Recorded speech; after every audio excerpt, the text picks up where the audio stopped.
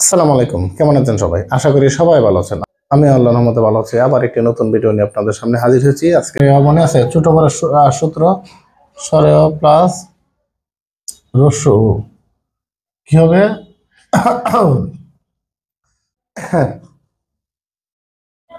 এটাকে যদি আমরা বলি কণ্ঠ, এটাকে যদি বলি আমরা উষ্ট, তো দুইটা মিললে জন্ম নিয়েছে কোনটা? এটা। তো এটাকে আমরা বলতে পারি এটা এবং ওইটা ও ও ওই দুইটাকে আমরা একসাথে বলতে পারি কণ্ঠস্থ ধ্বনি। যদি আসে এক্সামের মধ্যে, এই দুইটাকে আমরা বলতে পারি কি? কণ্ঠস্থ ধ্বনি। পর যোগ উপকার। আচ্ছা, তার সমসাময়িক কি দাঁড়ায় দেখেন। আমি প্রথম অক্ষরটা, প্রথম বর্ণটা আমি ঠিক রাখলাম। হ্যাঁ, আচ্ছা, এইখানে কিন্তু একটা কি আছে? ও আছে।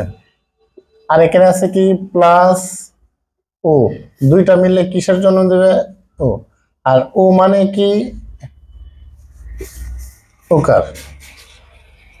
তার মানে আমরা লিখতে পারি এটা। আর এটা তো বাদ, তা কি আছে? পকার।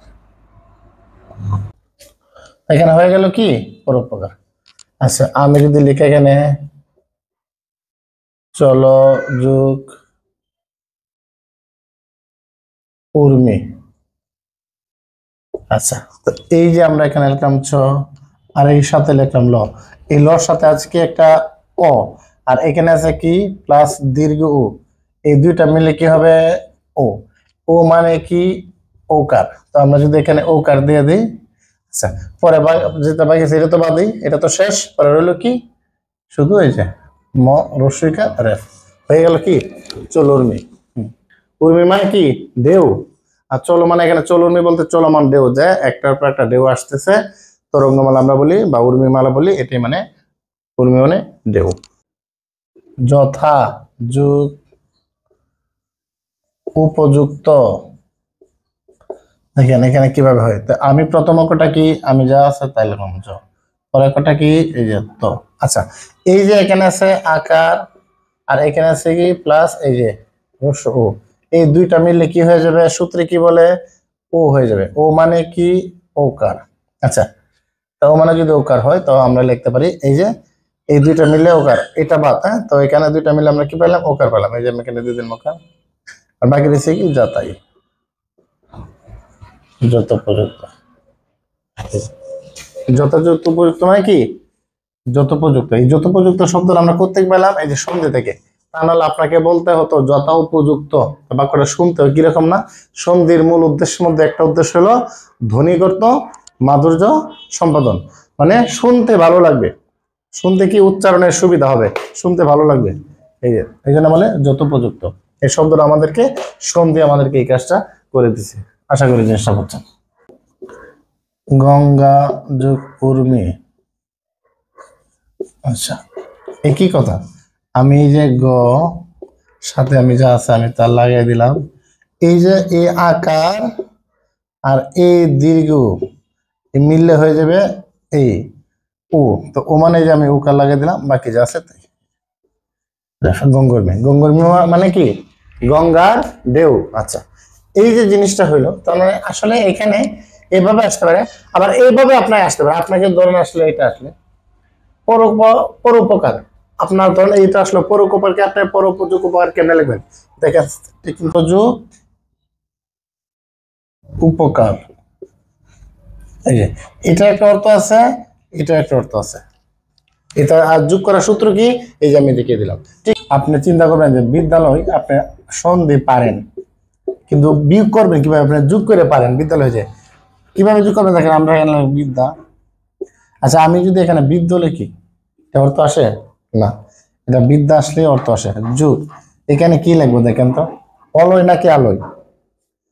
বিদ্যার সাথে আমরা কি অলয় লিখবো নাকি আলোয় লিখবো? আলোয় মানে আশ্রয়, আলো মানে ঘর। এই যে আমাদের এখানে আলোয় লিখতে হবে। দেখছেন মানে কি বলছি? অর্থের দিক থেকে আপনার ঠিক থাকবে, তখন আপনি কি হয়ে যাবে? সন্ধি হয়ে যাবে। মানে আপনাদেরকে কি ভাঙ্গাটা দেখাচ্ছি। শুধু একভাবে দেখলে তো হবে না, এইভাবে আসতে পারে। আপনি যদি লেখেন পাঠাগার। আচ্ছা, এটা কি ব্যাপার? আচ্ছা, বলেন তো পাঠাগার কি? পাঠ করে যেখানে সেটা পাঠাগার নাকি পাঠা? এটাকে আমরা পাঠার কথা বলছি না, এখানে যেখানে পাঠ আগার মানে কি ঘর বা জায়গা বা স্থান, তখন এই যে পাঠ করা হয়, এই যে পাঠ যোগ এখানে কি আছে অগার না আগার? অগারের অর্থ আসবে এখানে? আসবে না, তখন আপনি কি লিখবেন? আগারের অর্থ আছে এই যে নাটক আগার, এই যে পাঠ যোগ আগার সমান সমান কি পাঠাগার, মানে অর্থ এটারও আছে, অর্থ কি এটারও আছে, তখন আপনি জিনিসটা আপনার সহজ হয়ে যাবে। ঠিক তেমনি আপনি যদি চিন্তা করেন কারাগার, কারাগার দেখেন ঠিকই ভাবে, এই যে নাকি কার নাকি কারা, কি হবে কার না কারা? কারা যোগ অগার না আগার, এই যে আগার, এই কারাগার হয়ে গেল, মানে এটার অর্থ আছে এটার অর্থ আছে, তখন এটা কি কারাগার।